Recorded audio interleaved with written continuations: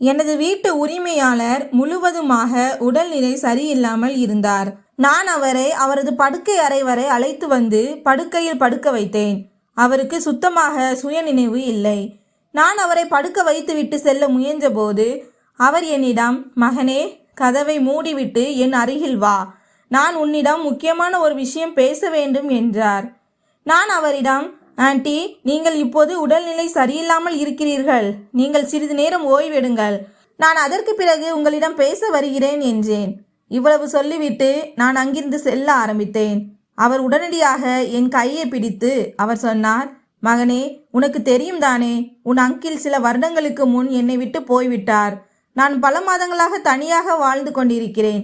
இப்போது நீயும் என்னை விட்டு போகிறாயா? தயவு செய்து நான் சொல்வதை கேள் என்றார். நான் சொன்னேன், இல்லை ஆண்டி, நான் நிச்சயமாக உங்களை விட்டு போக மாட்டேன். அவர் என்னிடம், நீ நான் சொல்வதை கேட்டால் நான் உனக்கு ஒரு சலுகை கொடுக்க விரும்புகிறேன் என்றார். எனக்கு புரியவில்லை, நீங்கள் என்ன விதமான சலுகையை பற்றி பேசுகிறீர்கள் என்றேன். அவர் சொன்னார், நீ நான் சொல்வதை கேட்டால் உன் சகோதரியின் திருமணத்திற்கு எவ்வளவு பணம் தேவையோ அதை நான் முழுவதுமாக தருவேன் என்றார். ஆண்டியின் இந்த கேள்வியை கேட்டு நான் மிகவும் மகிழ்ச்சி அடைந்தேன். நான் நினைத்தேன், நான் ஆண்டியின் இந்த சலுகையை ஏற்றுக்கொண்டால் என் சகோதரியின் திருமணத்திற்கு பணம் கிடைத்துவிடும் என்று நினைத்தேன். நான் ஆண்டியிடம், நீங்கள் உண்மையிலேயே சொல்கிறீர்களா என்று கேட்டேன். அவர், ஆமாம், முற்றிலும் உண்மைதான் சொல்கிறேன். ஆனால் நீ நான் சொல்வதை கேட்டால் மட்டுமே நான் உனக்கு பணம் கொடுப்பேன் என்றார். உண்மையில் நடந்தது என்னவென்றால், ஆண்டியின் கணவர் சில வருடங்களுக்கு முன் அவரை விட்டு ஓடி போய்விட்டார். அன்றிலிருந்து அவர் தனது பெரிய வீட்டில் தனியாகவே வசித்து வந்தார். ஆண்டிக்கு ஒரு மகள் இருக்கிறாள். அவள் அவரிடமிருந்து தூரத்தில் லண்டனில் வசிக்கிறாள். அதனால் அவரது துக்கத்தை பகிர்ந்து கொள்ள யாரும் இல்லை. சில மாதங்களுக்கு முன் ஆண்டி என்னை அவரது வீட்டில் வாடகைக்கு தங்க வைத்தார். உண்மையாக சொல்ல வேண்டுமானால் ஆண்டி பார்ப்பதற்கு மிகவும் அழகாக இருந்தார். அவருக்கு 35 வயதானாலும் அவர் 25 வயது பெண் போல தெரிந்தார். 5 மாதங்களுக்கு முன் நான் ஆண்டியின் வீட்டிற்கு முதன்முறையாக வாடகைக்கு அறை பார்க்க வந்தேன். அவர்தான் கதவை திறந்தார். அவரை கண்டதும் நான் அதிர்ச்சியாக நின்றேன். அப்போது ஆண்டி சத்தமாக, பையனே, உன் கவனம் எங்கே இருக்கிறது? உனக்கு அறை பார்க்க வேண்டுமா இல்லையா என்றார். நான் சொன்னேன், ஆமாம் ஆண்டி, தயவு செய்து அறையை காட்டுங்கள் என்றேன். அதன் பிறகு ஆண்டி எனக்கு அறையை காட்டுவதற்காக அழைத்து சென்றார். அவர் எனக்கு முன்னால் நடந்து கொண்டிருந்தார். நான் அவர் பின்னால் நடந்து கொண்டிருந்தேன். எனக்கு கொடுத்த அறை மிகவும் பெரியதாகவும் நன்றாகவும் இருக்கிறது. நான் நாளைக்கே எனக்கு தேவையான பொருட்களை எடுத்துக்கொண்டு இங்கே வந்து விடுவேன் என்றேன். ஆண்டி சொன்னார், நீ இங்கே தங்க வேண்டும் என்றால் சில விதிகளை பின்பற்ற வேண்டும் என்றார். நான் எப்படிப்பட்ட விதிகள் என்று கேட்டேன். ஆண்டி மிகவும் குறும்புத்தனமான மனநிலையில், நான் எப்போது உன்னை அழைத்தாலும் நீ வர வேண்டும், நான் சொல்கிற வேலையெல்லாம் நீ செய்ய வேண்டும் என்றார். நான், சரி ஆண்டி, நான் உங்கள் பேச்சை கேட்பேன் என்றேன். அதற்கு அடுத்த நாளே நான் என் பொருட்கள் அனைத்தையும் எடுத்துக்கொண்டு குடிமாற்றம் செய்துவிட்டேன். மாலையில் ஆண்டி என்னை அவரது அறைக்கு அழைத்தார். நான் அவரது அறைக்கு சென்றபோது ஆண்டி ஏதோ ஒரு திரைப்படத்தை பார்த்து கொண்டிருந்தார். அவர் என்னை பார்த்து, வா மகனே, என் அருகில் வந்து உட்கார் என்றார். நாங்கள் இருவரும் பேச ஆரம்பித்தோம். அவர் என்னிடம், உன் பொருட்கள் எல்லாம் சரியாக வைக்கப்பட்டு விட்டதா அல்லது இன்னும் ஏதாவது பாக்கி இருக்கிறதா என்று கேட்டார். நான், எல்லாம் ஆகிவிட்டது ஆண்டி, இன்னும் சில பொருட்கள் மட்டும் கொண்டு வர வேண்டியுள்ளது என்றேன். ஆண்டி, பரவாயில்லை, சரி, இப்போது உன் பெயர் என்ன என்று சொல் என்றார். நான், ஆண்டி, என் பெயர் கரண் என்றேன். ஆண்டி சொன்னார், கரண், அனைவரின் வாழ்க்கையிலும் ஏதோ ஒன்று முதல் முறையாகத்தான் நடக்கிறது. கரண், என் கணவர் என்னை 1 வருடம் முன்பே விட்டு போய்விட்டார் என்பது உனக்கு தெரியும் தானே? அன்றிலிருந்து நான் முற்றிலும் தனியாகிவிட்டேன் என்றார்.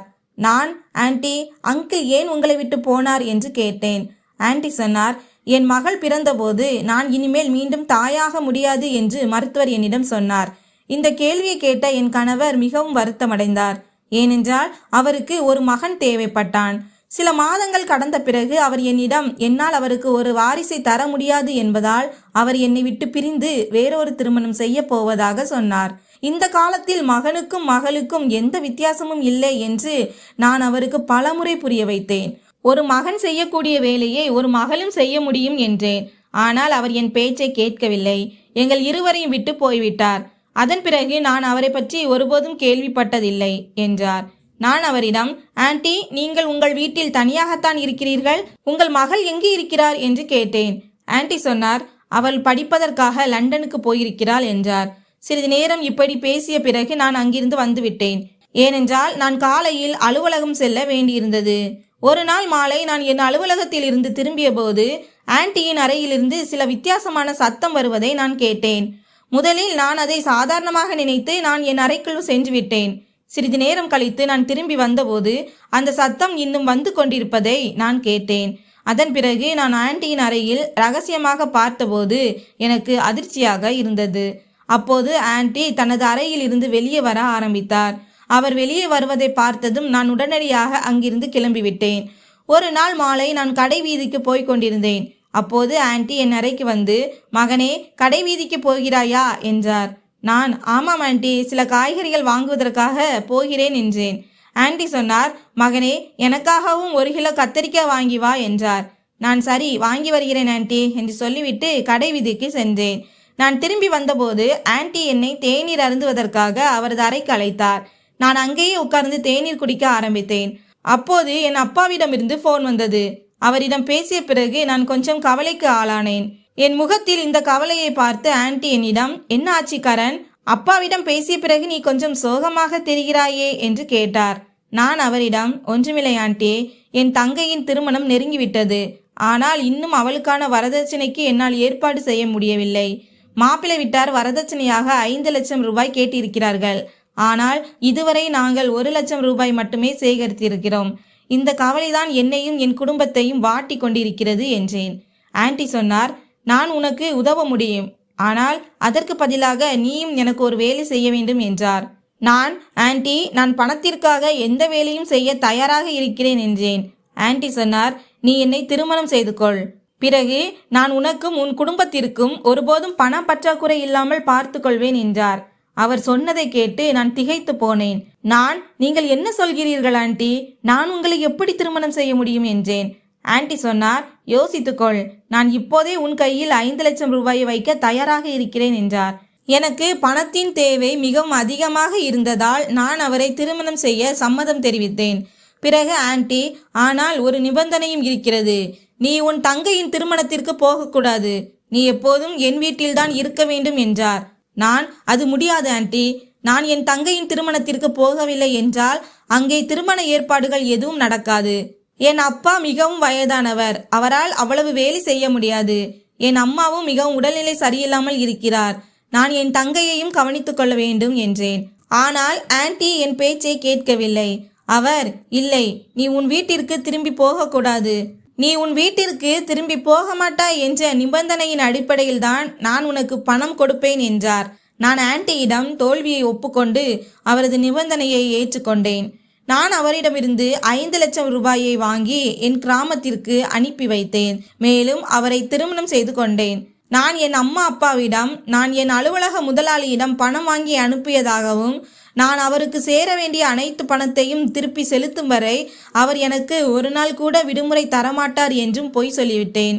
அதனால் நான் கடனை அடைக்கும் வரை நான் கிராமத்திற்கு வர முடியாது என்றேன். பிறகு மாலையில் நான் அலுவலகத்திலிருந்து வீட்டிற்கு திரும்பிய போது ஆன்ட்டி எனக்காக காத்திருந்தாள். நான் ஆன்ட்டியை திருமணம் செய்து கொண்டேன். நண்பர்களே, என் தங்கையின் திருமணத்திற்கு தேவையான பணம் எனக்கு தேவைப்பட்டது. நான் வேறு என்ன செய்ய முடியும்? நான் இந்த முடிவை எடுக்கவில்லை என்றால் என் தங்கையின் திருமணம் நின்று போயிருக்கும். அவளது வாழ்க்கையும் அழிந்து போயிருக்கும். என் தங்கையின் வாழ்க்கைக்காக நான் என் வாழ்க்கையை தியாகம் செய்தேன். இந்த கதை உங்களுக்கு பிடித்திருந்தால் வீடியோவை லைக் செய்து சேனலை சப்ஸ்கிரைப் செய்து கொள்ளுங்கள். நன்றி.